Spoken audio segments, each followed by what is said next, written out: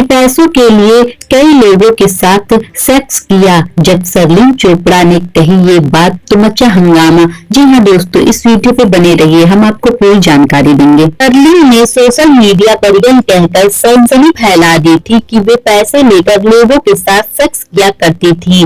अपने ट्वीट में सरलीन ने लिखा था कि पास्ट में मैंने पैसों के लिए कई लोगों के साथ सेक्स किया था। एक्ट्रेस सरलीन चोपड़ा को उनकी फिल्मों से ज्यादा विवादों और पर्सनल लाइफ के लिए जाना जाता है। एक्ट्रेस ने साल 2005 में आई फिल्म टाइम पास से बॉलीवुड में डेब्यू किया था। हालांकि सरलीन की फिल्मी कैरियर फ्लॉप ही रहा। सरलीन द्वारा की गई फिल्मों में जवानी दीवानी, दिल बोले हड़प्पा, रकीब, रेड स्वास्तिक, नॉटी बॉय आदि फिल्में शामिल हैं। फिल्मों से ज्यादा सरलीन अपनी बोल्ड छवि, खासकर टॉपलेस और न्यूड फोटोशूट के चलते चर्चाओं में रही थी। एक्ट्रेस ने एडल्ट मैगजीन प्लेबॉय के लिए न्यूड फोटोशूट कराया था, जिसकी खूब चर्चाएं हुए थे। आज हम आपको सरलीन की लाइफ से जुड़ी एक ऐसी कंट्रोवर्सी के बारे में बताएंगे जिसने खूब सनसनी फैलाई थी।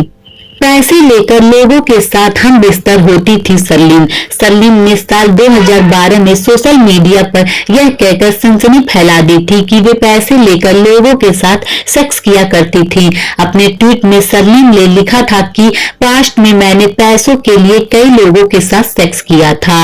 यही नहीं, एक्ट्रेस ने अपने इस ट्वीट के आगे यह भी लिखा था कि मैंने पेड सेक्स जितने भी लोगों के साथ किया था उनमें से कोई भी मुझे याद नहीं है। आपको बता दें कि जैसा ही सरलीन ने यह खुलासा किया, सोशल मीडिया पर ढेरों फैंस उनके साथ पेड सेक्स की फरमाइश करने लगे थे।